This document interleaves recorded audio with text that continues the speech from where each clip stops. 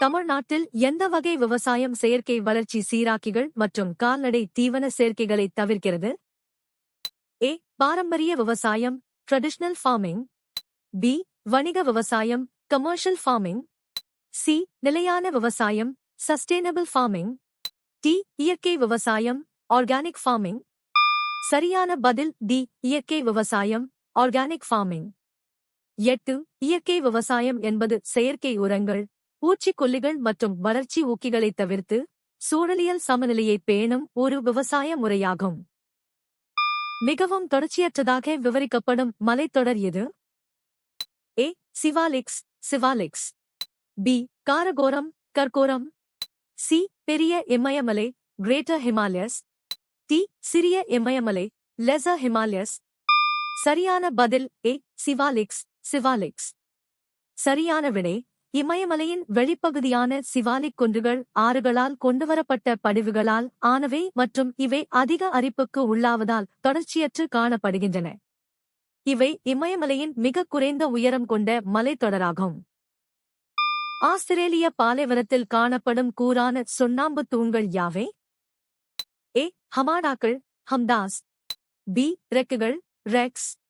C. பவளத்திட்டுகள் reefs. D. சிகரங்கள் pinnacles. சரியான பதில் டி. சிகரங்கள் பின்னாக்கிள்ஸ். சரியான விடை டி. சோகஸ்மெலி சிகரங்கள் பின்னாக்கிள்ஸ் என்பவை மேற்கு ஆஸ்திரேலியாவின் பாலைவன பகுதியில் காணப்படும் ஆயிரக்கணக்கான கூர்மையான சுண்ணாம்பு தூண்கள் ஆகும். ஆப்பிரிக்கா மற்றும் அண்டார்டிகாவுடன் ஆய்வுக்காக குறிப்பிடப்பட்ட கண்டம் எது? ஏ. ஐரோப்பா யூரோப். பி. ஆசியா ஏசியா. சி. ஆஸ்திரேலியா ஆஸ்திரேலியா. டி. தென் அமெரிக்கா சவுத் அமெரிக்கா. சரியான பதில் சி. ஆஸ்திரேலியா ஆஸ்திரேலியா. 1. ஆஸ்திரேலியா ஆப்பிரிக்கா மற்றும் அண்டார்டிகா ஆகியவற்றுடன் ஒப்பிட்டு ஆய்வு செய்யப்படும் ஒரு தீவு கண்டமாகும். இவை அனைத்தும் பண்டைய கோண்ட்வானா நிலப்பகுதியின் பகுதிகளாக கருதப்படுகின்றன. 2. ஐரோப்பா வட அரைக்கோளத்தில் உள்ள ஒரு கண்டம். உலகின் மிகப்பெரிய காஸ்ட் பகுதி எது? ஏ. பாண்டவர் குகைகள் பாண்டவ் கேவ்ஸ். பி. ராபர்ட் குகை ராபர்ட் கேவ். சி. குப்ததாம் குகைகள் குப்தாதம் கேவ்ஸ். டி. நுல்லர்பார் நுல்லார்பர். சரியான பதில் டி. நுல்லர்பார் நுல்லார்பர். 9. ஆஸ்திரேலியாவில் உள்ள நுல்லர்பார் நுல்லார்பர் சமவெளி உலகின் மிகப்பெரிய சுண்ணாம்பு பாறை கர்ஸ்ட் பிரதேசம் ஆகும். இது சுமார் 2 லட்சம் சதுர கிலோமீட்டர் பரப்பளவை கொண்டுள்ளது. இங்கு ஏராளமான குகைகள் மற்றும் நிலத்தடி நீர் அரிப்பால் உருவான நிலத்தோற்றங்கள் உள்ளன. பூமியில் உள்ள நீரில் எத்தனை சதவீதம் உவர் நீர் ஆகும்? ஏ. 2.20%. பி. 0.60%. சி. 97.20%. டி. 2.80%. சரியான பதில் சி. 97.20%. சரியான விடை சி. சோகஸ்மெலி பூமியில் உள்ள மொத்த நீரில் சுமார் 97.20% கடல்கள் மற்றும் பெருங்கடல்களில் உவர் நீராக காணப்படுகிறது. மீதமுள்ள 2.8% மட்டுமே நன்னீர் ஆகும். அதிலும் பெரும்பகுதி பனிப்பாறைகளாக உள்ளது. காற்று வீச்சு மற்றும் சுழல்களின் கஸ்ட்ஸ் அண்ட் எடீஸ் ஒரு பண்பு என்ன? ஏ. அவற்றை உணர முடியும் ஆனால் பார்க்க முடியாது. பி. அவை பார்க்கவும் உணரவும் முடியும். சி. அவை பார்க்க முடியும் ஆனால் உணர முடியாது. டி. அவை பார்க்கவோ உணரவோ முடியாது. சரியான பதில் ஏ. அவற்றை உணர முடியும் ஆனால் பார்க்க முடியாது.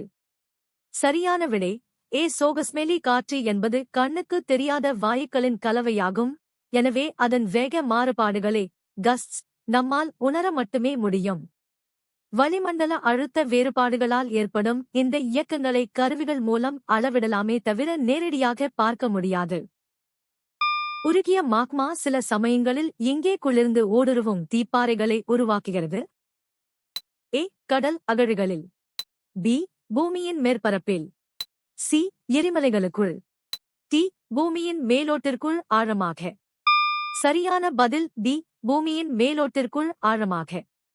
சரியான விடை டி. சோகஸ்மெலி உருகிய மாக்மா பூமியின் மேலோட்டிற்குள் ஆழமாகச் சென்று மெதுவாக குளிர்ந்து ஊடுருவும் தீப்பாறைகளை இன்ட்ரூசிவ் இக்னியஸ் ராக்ஸ் உருவாக்குகிறது. மெதுவாக குளிர்வதால் இவை பெரிய அளவிலான படிகங்களை கொண்டிருக்கின்றன. மேல் மண்ணின் ஒரு பகுதியாக இருந்து கனிமப் பொருட்களுடன் கலந்த கரிமப் பொருட்களைக் கொண்ட அடுக்கு எது? ஏ அடுக்கு ஏ ஹரைசன், பி அடுக்கு ஓ ஹரைசன், சி அடுக்கு இ ஹரைசன், டி அடுக்கு பி ஹரைசன். சரியான பதில் ஏ அடுக்கு ஏ ஹரைசன். அடுக்கு என்பது மேல்மண்ணின் ஒரு பகுதியாகும். இதில் மட்கிய கரிமப் பொருட்களும் கனிமப் பொருட்களும் கலந்து தாவர வளர்ச்சிக்கு உதவுகின்றன. இது பொதுவாக ஊட்டச்சத்துக்கள் அதிகம் கொண்ட இருண்ட நிற அடுக்காக காணப்படும். கொடைக்கானல் மலைவாசஸ்தலத்தின் உயரம் என்ன? ஏ 2000 மீட்டர்கள், பி 2850 மீட்டர்கள், சி 2150 மீட்டர்கள், டி 2505 மீட்டர்கள்.